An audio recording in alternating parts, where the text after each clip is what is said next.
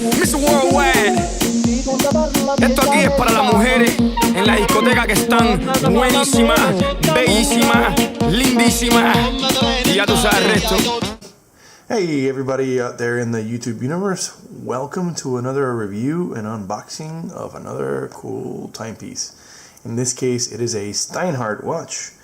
This watch is a German watch with a Swiss movement. It's got a lot of bang per buck. I bought it in November, really liked it. Wore it almost every single day of the month of December. Extremely impressed with the quality of it, and bang per buck, I don't think you can beat it.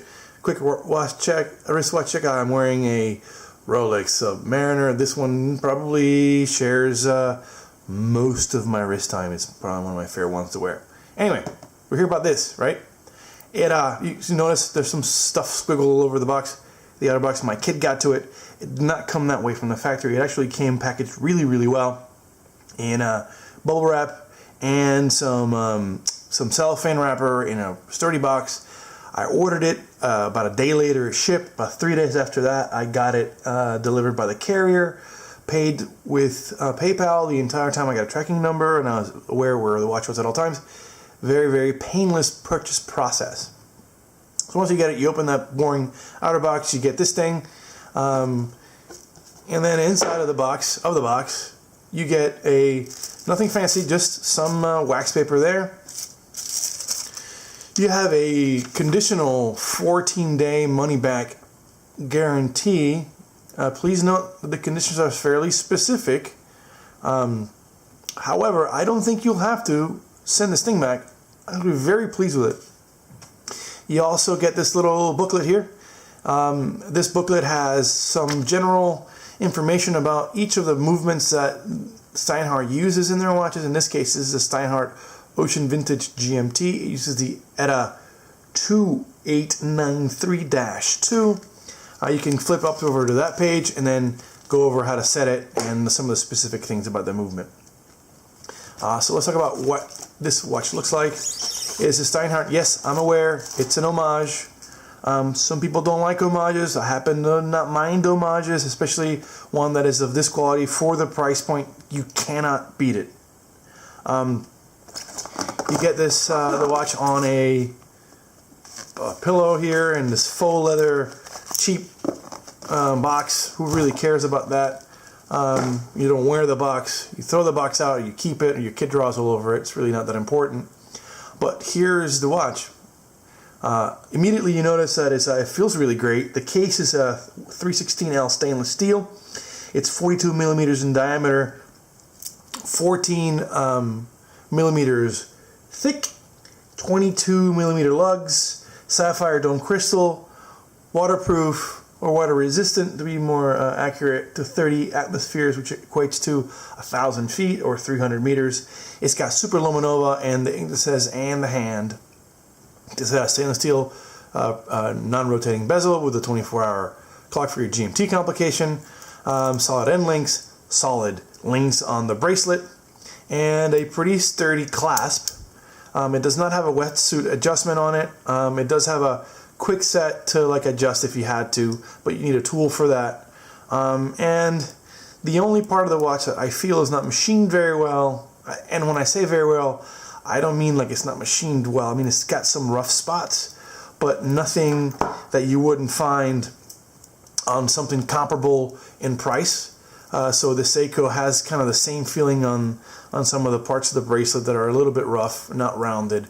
That's very minor, and that is being nitpicky.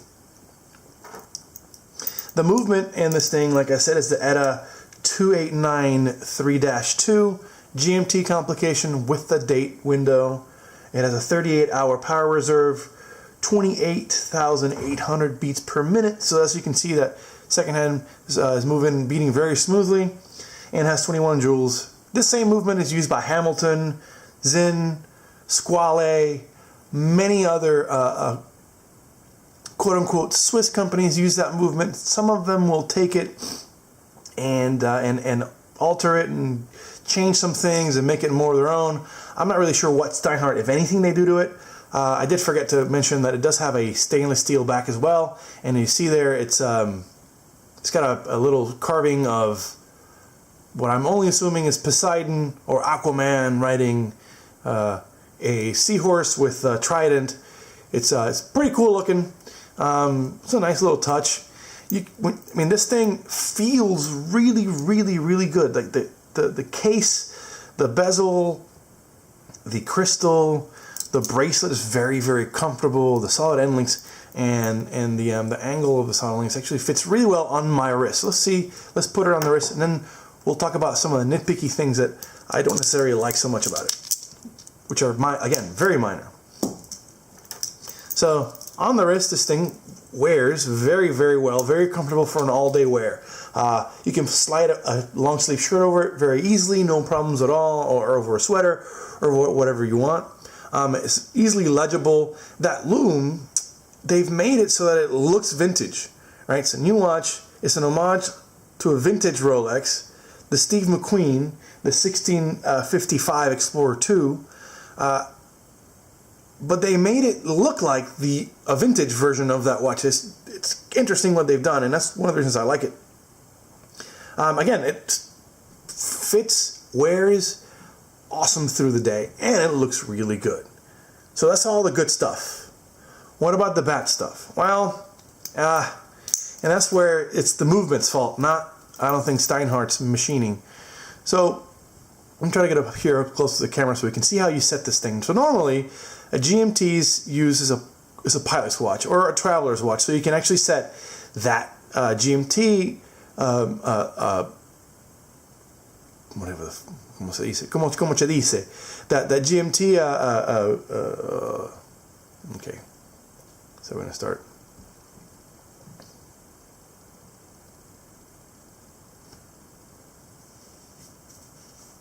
In 2 seconds. So let's talk about, as I get up close here, my nitpicky thing that I don't like about it, right? I'm going to turn it on over here, the camera, so I can get into super close-up mode. So I've got it really close up here so you guys can see what my gripe is. Just a minor gripe. I'm being very nitpicky, and for a $500 watch, I'm being extremely nitpicky. So this is a GMT. It's a pilot's watch. What you do really is you take that GMT hand and you're able to set that to some reference time zone, wherever you are in the world, wherever your home time zone is. And then you can use that to kind of know what time it is where where you're from and where you're going, or vice versa. You can use it many, many, many different ways, or you can use it to indicate military time, where you're from, blah, blah, blah. So many things. However, so here it is. So how to set the time on this with this movement. So you'll unscrew the crown, you'll pull it out one, and in one direction, you see I'm able to change the GMT hand. And my one nitpickiness is that even if I set it at the o'clock, so say it's 12 o'clock, the GMT hand does not line up exactly with the o'clock version at 1700 hours there, right? Which is freaking minor. I mean, that is really not that big of a deal. And I have a feeling that happens because you don't have the watchmaker actually altering the movement to fit their face, and that's a very minor thing because as time goes by, that GMT hand is going to move, and you see it gets right in the middle of that o'clock at the 1700 hours right here. When it gets to around the 20-minute mark, which is minor. I'm being very, very, very nitpicky for that. That's not a big deal. It doesn't change the functionality of it at all. I just had to find something to complain about, to be honest, because on every other aspect, this watch is fantastic. And for the money, you spend a lot of more money on a GMT like this one here, and are there any main differences? Sure, but justify a 20-fold increase for the price of this? It's hard to do. Oh, and stay tuned for a head-to-head on both the Steinhart and this Rolex GMT Master 2 in a video that we'll make very, very soon. So back to the Steinhart. Can I like I said, I did not think I was gonna like this watch as much as I did. I got it because I was curious about them and I liked the look of it, and I figured I would wear it, you know, I don't know, a few times, and it would, you know, end up in the watch winder, never to come out to see the light of day. But I wore it literally almost every single day for a month. It's that comfortable. It looks that good. It's been pretty resistant to scratching since it's got this polished look on the bracelet. And man, I've gotten a lot of compliments on this watch. A lot of people wonder what it is, and you know, they know that I'm a watch guy. Like, what are you wearing now? It's a new one. I'm like, it's a Steinhart. Oh, it must be expensive. No, it's not. $500 or less. And I'm really, really happy with this watch. As you guys can see, it's just kind of pretty. It's very nice looking. I really, really do like it quite a bit. If you can't tell by my enthusiasm here, about how much I like this watch. And the complaints that I have about them are quite minor. You're not going to go wrong with it. And I highly, highly recommend you for $500 you could probably get, you know, 4 Steinharts to the price of, well, maybe more than 4, to one of those guys back there. I'm gonna put up a picture of the lume as tradition does at the end of the video, so you can actually see how it looms up. But it's actually got quite nice little lume, very legible, plus or minus 5 seconds a day. If you keep it in a watch winder, you know, it keeps up with nearly every other automatic timepiece I have, and I would be willing to put this up against any Hamilton, any Zinn, any Squale watch out there. That level of I would certainly put it up against any of the Japanese automatic watches, with some exception, obviously.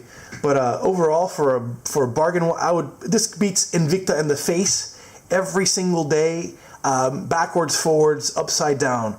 So if you're looking at some of those quote unquote Swiss brands out there that are the bargain brands like an Invicta, save $100 more and buy something that is actually good.